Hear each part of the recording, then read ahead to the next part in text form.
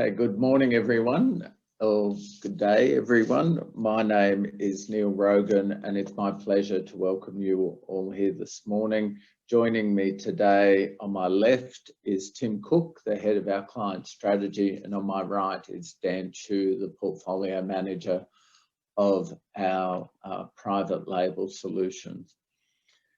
Today, we're going to run through a couple of things that will discuss how, if you're wanting to outsource your CIO services, how you can go about it and how we at Russell can help you design, construct and manage your own private label portfolios to help you and your clients get the best outcomes.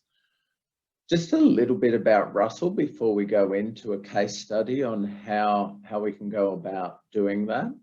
That Russell, on the next slide, has been designing and managing portfolios for our clients for over 85 years. In the Australian market, we have been doing that for around 30 years.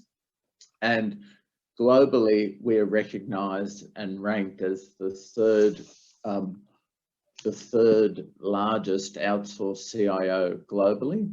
And at a global level, we also manage around $500 million worth of assets. In terms of a little bit more about Russell, we are signatories to the UNPRI. At a global level, we also research around 12,000 funds annually and invest in about 200 of those funds. On the next slide, you'll see a little bit more about our capabilities in terms of our rankings and some of what we call our brag sheet. And one thing in particular is that we are signatories to the UNPRI, and if you or your clients are looking for private labeled ESG solutions, we do have a very significant capability in this space, and both Tim and Daniel and the broader global team at Russell are able to assist you. On the next slide, when it comes to looking at outsourced solutions, we get quite a lot of questions around what are some of the things we need to consider when looking at an outsourced solution. And really it starts at the very top on this wheel with what are we wanting to achieve and how can we put in place a strategic asset allocation model to achieve that. And Tim will talk about that in a moment. In addition to that, it's what managers and assets do we need to achieve our client objectives. And the third question that we get, I would say, is our universal question is how can we do this to meet the fee budget? Of course, there are other considerations that are required as part of building a private label solution, and they're at the bottom of the wheel. But without taking up too much time talking about what may or may not happen or what could or could be, I'll hand over to Tim, who'll run through a case study on how we designed and constructed and how we manage a portfolio with one of our clients. Thanks, Neil. Yes, so what I've got over the next few slides is hopefully just give you an indication of how we worked with this client, a sort of 600 million advice practice, but definitely 600 million and growing, who engaged us to provide them with a solution for their end clients. The initial way in which we worked with them was through a series of workshops with the key stakeholders at the practice, and to understand really their philosophy and objectives. Now, and then from that we can advise and build a solution. The first level is there in front of you. Obviously get good returns, but in a risk-controlled manner. Everyone wants that. But then also align the portfolios to their current clients, so accumulation and retirement. So there's a bit of flexibility they're looking for there. And of course, for a low fee budget, we want all those good things together. But through workshops with the key stakeholders, assessing where they're coming from, where they want to be, there's a second levels of takeaways that we got: a key sense of needing active management or wanting to pursue active management. Direct stock holdings were also important. And these are all the things that started to form in our minds as to how we're actually going to put together a solution. We started, to give you an example, we started with the client thinking about maybe 6 portfolios across accumulation and 6 across retirement. And we sort of workshopped that and came back with proposals and reduced that down to 4 portfolios from the 30 to 100% growth spectrum. But then we also had to manage, and we'll touch on this, different solutions for different platforms. So in effect, what we ended up with was 4 portfolios on one platform, but 5 on another. The final sort of piece to that was then building the advice around those key solutions that we designed and built for the client, and that's advice around how to build retirement advice, how to build ESG advice or ESG tilts to those portfolios, and how to actually provide lower cost solutions for those clients who do want that lower cost sort of solution. Turning to the next page, I'll sort of give you a bit more detail on where we got to and what the end sort of product looked like before I'm going to hand to Dan to go into a little bit more detail. But what we were able to do was bring, as Neil illustrated before, or started to illustrate, the manager research that we do globally. We're able to bring that active management in areas where we think it matters and where it can add value, and bring that to the client. They wanted a high level of active management in their strategy, and we had to build a strategic asset allocation to meet those different portfolios that they're looking at. And you can see it across the bottom there: conservative, diversified, all the way through to growth. How can we build an SAA to meet those different risk budgets, but giving them the leading active strategies where we think we've found the best active managers, but combine that with real-time adaptability. And this was also something that we got out of the workshops, a desire to actually have the ability to do that. And we think that this dynamism actually sets the solution apart from a lot of that available in the market. We can actually implement changes within a core of the portfolio, because it's wrapped within that core, we're actually sort of making efficiencies for advisors. They don't have to issue an SOA every time we make a manager change or every time we make an asset allocation change. So that really sort of helps. And we're able to do that at a compelling price, because we build the SAA so that we can access passive solutions like ETFs or funds, depending on platform. So Dan, if we just jump to the next page. This just goes into another level of detail. The key areas that we wanted to provide is to build the SAA, the strategic asset allocations, across those 4 or 5 strategies, depending on platform. We've got a real return dynamic core. That's our MAGS suite of funds. So that's the multi-asset growth strategy funds. You can see that at the bottom there on the left-hand side in what I hope is a red on your screen. Those are an active, dynamic, diversified portfolio, where we really get access to active managers that aren't available on most Australian-based platforms. These are managers we've sourced from around the world, but also we've got the dynamism of the active PM who sits across that. Then we've got the direct ownership, the Australian stock portfolio, which we see in the sort of whatever that is, like sort of pink color we have there.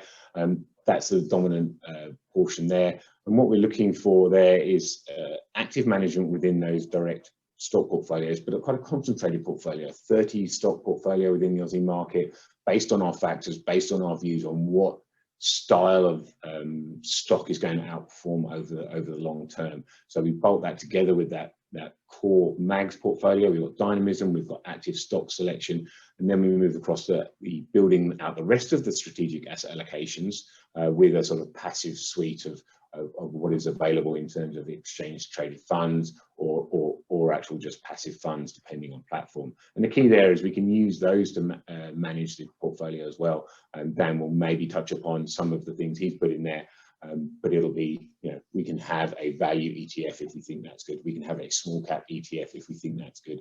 And that's really where my role hands across to Dan's. I set or help set the SAAs with a view to designing a portfolio that meets your requirements. And then Dan takes ownership of those SAAs and builds them and constructs them from the bottom up in terms of what funds and what portfolios we're going to use, and then how they're going to be managed through time. So with that, I'll hand across to Dan to go into a little bit more detail. Thank you very much, everyone, for your time. I'll be talking through the strategies and giving a case example here of a 70-30 growth defensive fund here. As Tim was talking about, we have three main components here. We have the real return strategy in the middle, Russell Investments multi-asset growth strategy fund at 34% here. And then we have the ETF, so you can see Vanguard in the global equity space. You've got US equity, small cap, all world ex-US, EM, global value active. And then finally, we have the direct Aussie equity piece. That is a multi-factor strategy where we invest directly into stocks based on the attributes that we prefer, such as value and momentum.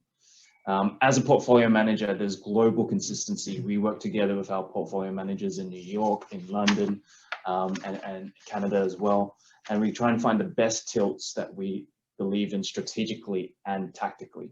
So that really comes to the bottom of the page here, where you see the three tables. How much active management do we have in the strategies now? We currently have 65%. And so for us, putting that dynamic real return fund in there, the MAG strategy, gives us access to some of the best managers that we have high conviction in. We also have the direct shares portfolio, which is actively managed as well. But most importantly for me as a portfolio manager, I'm looking at the asset allocations here, the Aussie shares allocations, the international shares, the alternatives where we have listed infra, commodities, high yield debt as well. And that builds into the growth asset allocation. So currently, as it stands, we are overweight growth assets, and that's based on our positive view of equity markets over a medium-term horizon. And we worked with the global strategic forecasting team and other strategists as well. On the defensive side, we're really tilted towards loans, and we get access to that via managers within the MAG's real return strategy again. And we believe that this is really important way of getting access to funds that normal retail investors would find it very difficult to get access to. And so my next slide here shows the heritage and some of the proof points that we have for manager research. So we talk to a lot of managers, we do a lot of discovery trips, but most importantly, the numbers really speak for itself. We monitor 14,000 products. That gets filtered down into the number of products that we actually continually research. So we have a long-standing relationship. Some go for decades in terms of the managers we speak to. And then finally, we select the products that we like. And based on this, the strategies that we have in our buy list and the manager research team has advocated for, they've outperformed the benchmark by 1.5% over a 5-year period. I've also put a small table here on the right-hand side to show the type of managers and actual names that this private label, or the case studies based on the managers that we get access to. So the highest allocation, so this is an allocation towards MAGs. So the highest allocation here is Vinva. So they're Australian shares quant manager, and the selecting managers is based on thousands of different signals, or choosing stocks based on thousands of different signals. For example, they do voice to text. They get brokers to call in every day and to talk about whatever the stock picks are and how bullish or bearish they are. They then convert that into text and they give a score based on the type of words that they use. That's the level of active management and insight that we want to get from the best managers that we have. Going down the list here, you see a lot of diversification in the type of active management. So I talked about loans before. We have Australian loans, we have European loans, we have volatility, Japanese equities, we have European asset-backed securities. Those are non-vanilla, I would say, type of managers that we would get access to, and they're active as well. And we intentionally want to invest in these managers where we can get active management opportunities. Finally, a core reason why we have the MAG strategy in the 70-30 fund is the dynamism that it provides here. There's two area charts here. The one on your left is the MAG's asset allocation since middle of 2019. And the one on the right is the balanced managed portfolio. The MAGS is a subset of the managed portfolio. So what I've done over the last 2 years, mid 2019, and I am the portfolio manager for the MAG strategy as well, is I've been tilting towards equities and credit as well, especially when the COVID-19 crisis occurred. So you can see in the middle of that area chart, around May, June 2020, you see the orange areas increase a lot, and you see, and more lately, the blue areas. So orange is credit, blue is equities. And then finally, you can see the grays, which is cash, almost go to zero, holding bare minimum of cash.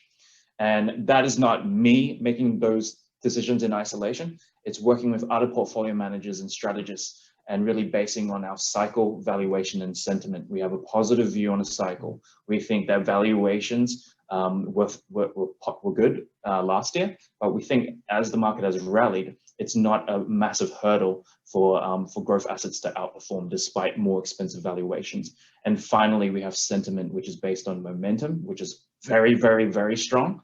But we're starting to see overbought conditions. So that's another reason why you don't see those blue and orange charts just go off the scale and axis here. So we are trying to manage that. In summary, when Tim passes on the portfolio to me from a design perspective, I'm thinking about where's the best places to invest in actively. I talked about that in the previous slide. And then secondly, from a managed perspective, we're looking for the best tactical opportunities such as credit, such as equities, and making those decisions as the cycle and valuation and sentiment evolves.